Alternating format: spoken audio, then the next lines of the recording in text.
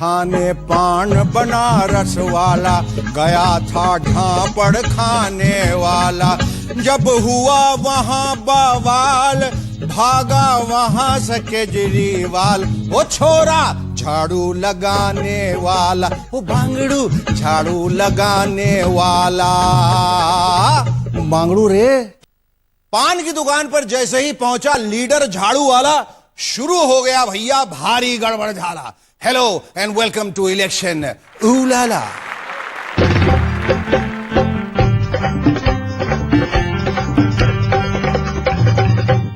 मोदी समर्थकों से बहुत परेशान है केजरीवाल साहब। कहीं थप्पड़ तो कहीं स्याही, कहीं काले झंडे तो कहीं ये बड़े बड़े अंडे। Non stop from Sunday to Monday. ये तमाम चीजें केजरीवाल को जबरदस्ती खिलाई जा रही। केजरीवाल साहब ये सब नहीं खाना चाहते, वो तो बस एक मीठा पान खाना चाहते, बनारसी पान गुलकंद वाला, जिससे खुल जाए बंदे अकल का ताला। लेकिन मोदी समर्थक उन्हें पान खाने से रोक रहे। हद हो गई।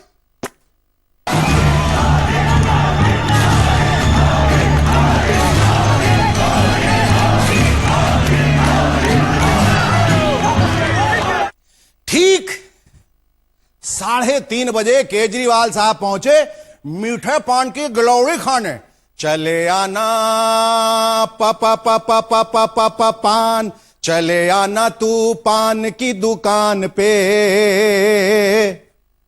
3:30 बजे रास्ता देखूंगा मैं पान की दुकान पे। 3:30 बजे हो 3:30 बजे 3 मंजिला पान की दुकान की फर्स्ट फ्लोर पे थे केजरीवाल साहब और नीचे थी मोदी समर्थकों की भारी भीड़। ऊपर पान की दुकान, नीचे बीजेपी का घमासान। मोदी समर्थकों को गुस्सा इस बात का था कि नमो के इलाके में कोई झाड़ू वाला पान कैसे खा सकता है। शुरू हो गई नारेबाजी।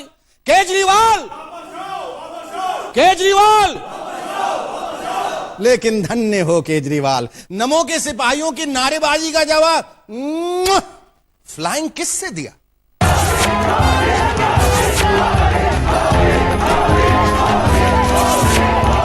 आज मैं एक गांव में गया था, वहां भी कुछ बच्चे विरोध कर रहे थे। उनके साथ बैठा, 15 मिनट बात की, सारे पलट गए। अभी माहौल नहीं है, बाद में इनके साथ बैठ के बात करेंगे। मोदी जी जरा समझाइए अपने उत्साही नौजवानों को। अरे इस देश में लोग क्या क्या नहीं खा रहे हैं।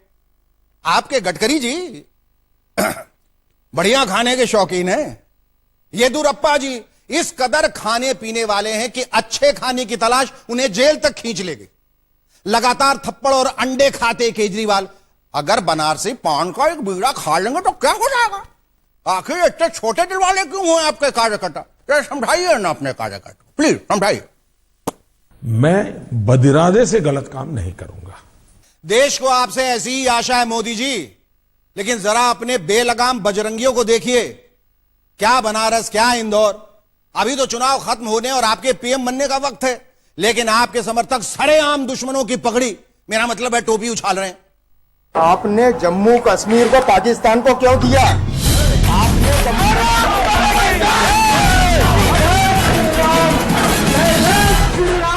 मोदी जी, आपकी पार्टी के तमाम नेता आजकल तरह तरह की टोपियां लगाए घूम रहे हैं, लेकिन आपके कार्यकर्ता दुश्मनों की टोपियां उछाल रहे हैं।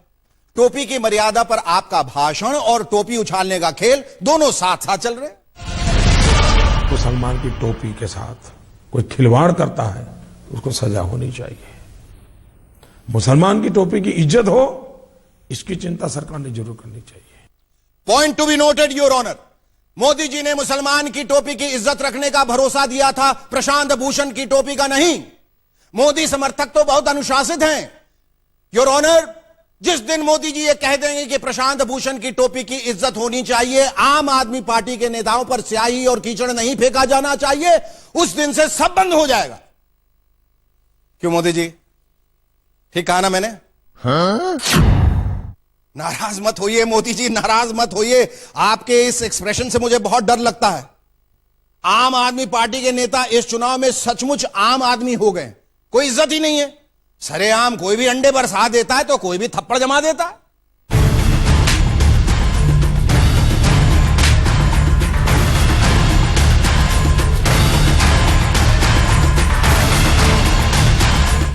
इन तमाशों के बीच आम आदमी पार्टी के राष्ट्र कवि और अमेठी से उम्मीदवार दुखी विश्वास, कुमार विश्वास, बहुत दुखी है। इतना हाई प्रोफाइल चुनाव लड़ रहे हैं, लेकिन उनके खिलाफ कोई कुछ बोल ही नहीं रहा है। अरे राहुल जी, कुछ बोल भी दीजिए कविवर के बारे में। लेकिन राहुल तो दूर, स्मृति ईरानी तक उन्हें भाव देने को तैयार नहीं है। मैं यहाँ कांग्रेस पार्टी से लड़ने आई हूँ, कांग्रेस के सहयोगी दलों टीम बी से लड़ने नहीं आई। बेचारे कुमार विश्वास, ऐसा विश्वासघात। नजरअंदाज किए जाने से दुखी होकर एक दर्द भरा नज्म लिखने की तैयारी कर ही रहे थे कि अचानक जैसे लॉटरी लग गई।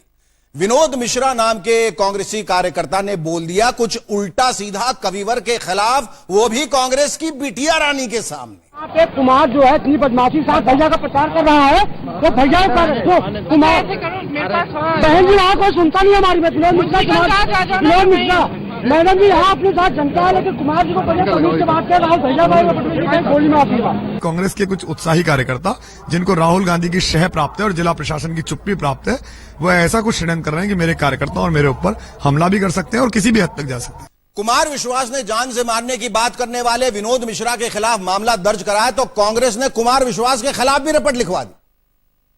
आपने गौर फरमाया, इस बार का लोकसभा चुनाव जनसभाओं के साथ साथ थानों में भी लड़ा जा रहा है। हर दिन किसी न किसी बड़े नेता के खिलाफ रिपोर्ट जरूर लिखवाई जाती। बढ़ते हैं आगे। हमारे साथ इस वक्त जुड़ चुके हैं एक खास मेहमान, आम आदमी पार्टी के राष्ट्रीय अध्यक्ष श्री अरविंद केजरीवाल। अपने न्यू लुक में, बिना टोपी, बिना मफलर, खांसी तो है। केजरीवाल साहब, स्वागत है आपका। केजरीवाल साहब, क्या कहना है आपका अपने इस न्यू लुक के बारे में? बिना टोपी, बिना मफलर, जनता पसंद कर रही है। मैं कैसा दिखता हूँ ये महत्वपूर्ण नहीं है, महत्वपूर्ण ये है कि मैं कैसा रास्ता दिखाता हूँ जी। मैंने रास्ता दिखा दिया है और जनता उस पर चल पड़ी है जी। लेकिन जनता तो कहीं और चल पड़ी है केजरीवाल साहब।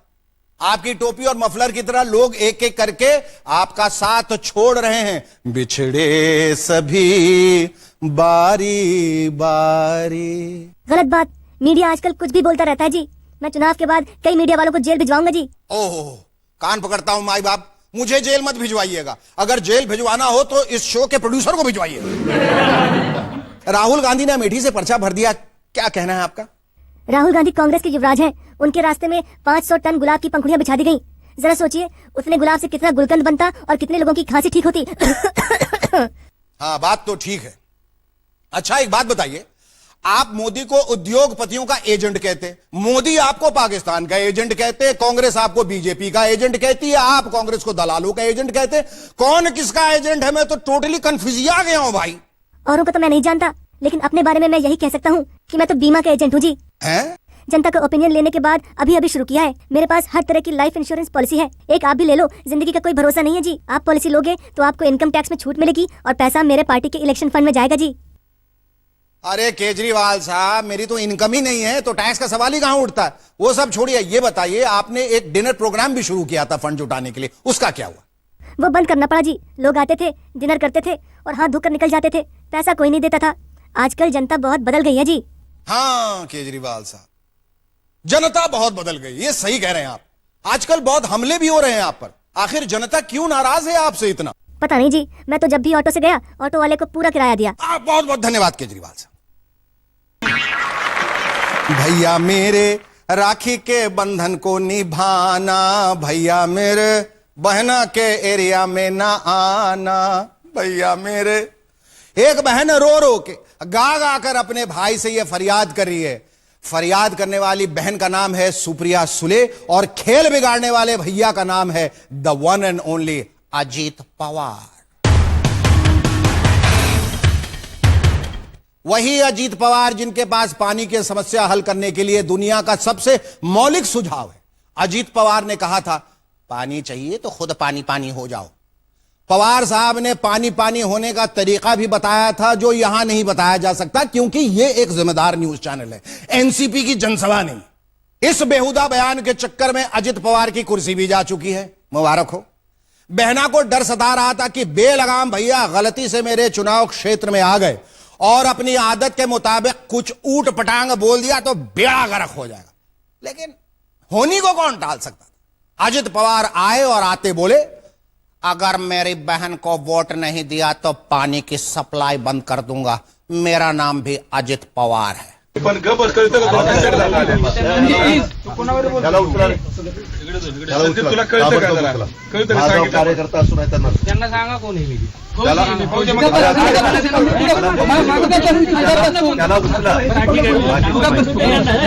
ये धमकी सुनकर वोटर भड़क गए हैं और पहले से ही मुश्किल में चल रही सुप्रिया सुले की हालत इस चुनाव में और भी बुरी हो गई है। बेचारी सुप्रिया सुले मन ही मन कह रही होंगी, हे भगवान मेरे हर दुश्मन को ऐसा ही भाई देना। वैसे अजित पवार ही नहीं, उनके चचा और सुप्रिया के पिता शरद पवार भी बेलगाम बयानबाजी के चैंपियन हैं। वोटरों को स्याही मिटाकर 2 बार वोट डालने की सलाह दे चुके हैं। ये दूसरी बात है, अब मुकर गए। मैं इस बारे में बिल्कुल साफ कहना चाहता हूँ कि बोगस वोटिंग करने के बारे में मैं कभी कुछ नहीं कहूंगा। चुनावी फिजा में अचानक गूंजी एक अजीब आवाज, देवा रे देवा, ये तो टार्जन है, चड्डी पहन के फूल खिलाने चुनाव में आयल है। जी हां, गुजरे जमाने का टार्जन, जिले रे आयो आयो जिले रे, ये गाते हुए चुनावी मैदान में कूद पड़े हैं चड्डी पहन के।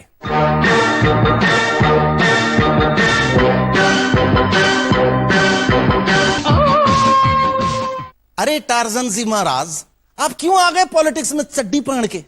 यहां पहले से न जाने कितने टार्जन मौजूद है।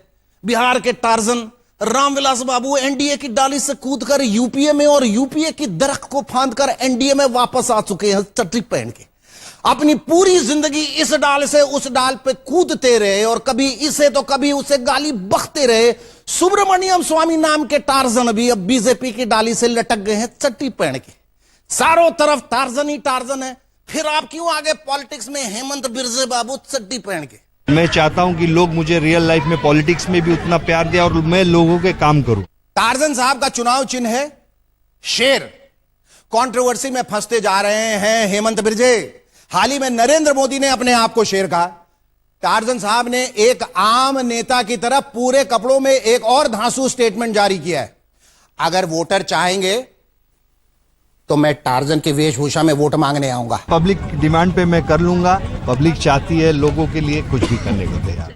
अरे धीरे बोलिए टार्जन जी महाराज, ऐसी गलती मत कीजिएगा। ऐसे कपड़ों में अगर आप वोट मांगने आ गए तो नया मुहावरा चल पड़ेगा, जब टार्जन की मौत आती है तो वो चुनाव की तरफ भागता है, चुनाव की तरफ भागता है। वही ये चुनावी दुनिया का सबसे बड़ा तमाशा है। इसलिए अपने कर्तव्य दिखाकर वोट मांगने के लिए टार्जन के साथ स्पाइडरमैन भी मैदान में उतर चुका है।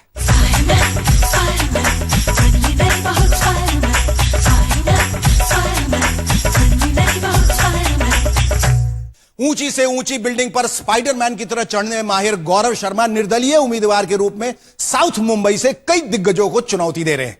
खिड़की छाप चुनाव चिन्ह वाला स्पाइडरमैन खिड़की से लटक लटक के वोट मांग रहा है। जैसे मैं बिल्डिंग क्लाइम करता हूँ और मैं उसी तरीके से आपकी समस्याएं, तकलीफें, प्रॉब्लम को लेके पार्लियामेंट में बैठूंगा और आपको अच्छा न्याय दिलाऊंगा और आपकी सेवा करूंगा। पब्लिक आंखें फाड़ फाड़ कर स्पाइडरमैन का तमाशा तो देख रही है और इन्हें एमपी बनाने के फायदे नुकसान के बारे में भी सोच रही है। एक स्पाइडरमैन एमपी अपने वोटर्स के लिए क्या क्या नहीं कर सकता? एक ही आवाज में 20वें वाले पर रहने वाले वोटर की खिड़की तक आ सकता है। ऊंची जगह बच्चों की पतंग फंस जाए तो उसे निकाल सकता है। केबल कनेक्शन ठीक कर सकता है। सचमुच बड़े काम का हो सकता है स्पाइडरमैन एमपी। चुनावी किस्से कभी कम ना होंगे। देश के सबसे मनोरंजक चुनाव के बायोस्कोप से कल फिर पर्दा उठेगा। आप हमारे फेसबुक पेज को लाइक कर सकते हैं और हमें ट्विटर पर भी फॉलो कर सकते हैं। खबरों के लिए देखते रहिए आज तक और एंटरटेनमेंट के लिए देखते रहिए इलेक्शन